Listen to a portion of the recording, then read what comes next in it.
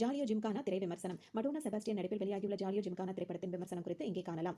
பவானியின் குடும்பம் பிரியாணி கடை வைத்து நடத்தி வருகிறார்கள். MSAவிடம் இருந்து பெரிய ஆர்டர் அவர்களுக்கு கிடைக்கிறது. ஆனால் அதற்கான பணத்தை தராமல் MLAவின் ஆட்கள் பவானியின் தாத்தாவை தாக்க அவர் மருத்துவமனையில் அனுமதிக்கப்படுகிறார். கடையை நடத்த முடியாமல் பவானி தவிக்க தாத்தாவின் யோசனைப்படி வழக்கறிஞர் பூங்குன்றனின் உதவியை நாடி பவானியின் குடும்பம் செல்கின்றது. அங்கு அவரை யாரோ கொலை செய்துவிட தங்கள் மேல் கொலைப்பழி விழுந்து விட்டதோ என பயந்து அவரது உடலை வெளியேற்ற பவானியின் குடும்பம் முயற்சிக்கிறது. அதன் பின்னர் நடக்கும் காமெடி கலாட்டா தான் இந்த ஜாலியோ ஜிம்கானா. பிரபுதேவா படம் முழுவதும் சடலமாக நடித்து மிரட்டியிருக்கிறார். அவரது கதாபாத்திரம் ஒரு நல்ல காரியம் செய்ய முயற்சிக்கும் போது கொல்லப்படுவது ஹார்ட் டச்சிங். படத்தின் ஆரம்பத்திலேயே இயக்குனர் லாஜிக் பார்க்காமல் ஜாலியாக படம் பார்க்குமாறு வாய்ஸ் ஓவரில் கூறுகிறார். அதனால் நாம் எங்குமே லாஜிக் மிஸ்டேக் குறித்து கேள்வி கேட்க கூடாது போல. மேலும் சில இடங்களில் சிரிக்க வைத்தாலும் பல இடங்களில் சிரிக்க வைக்க முயற்சி இருக்கிறார் யோகி பாபு. அதேபோல்தான் ஜான் விஜய், ரோபோ சங்கர், MS பாஸ்கர் கதாபாத்திரங்களும் எல்லோரும் நம்மை சிரிக்க வைக்க ரொம்பவும் மெனக்கெட்டிருக்கிறார்கள். ஆனால் அபிராமி அசால்ட்டாக ஸ்கோர் செய்து விடுகிறார். மடோனாவை விட அபிராமி தான் படத்தின் பல இடங்களில் கலகல போட்டுகிறார். அஸ்வின் விநாயகமூர்த்தியின் இசை உறுத்தல் இல்லை. போலீஸ்காரரான கட்டிக்கிட்டா பாடல் ஆட்டம் போட வைக்கிறது. திரைக்கதை தொய்வாக ஆரம்பிக்கும் போதெல்லாம் யோகி பாபு நாம் கேட்க நினைக்கும் கேள்விகளை கேட்டு சரி செய்கிறார். ஜாலியோ ஜிம்கானா படத்தின்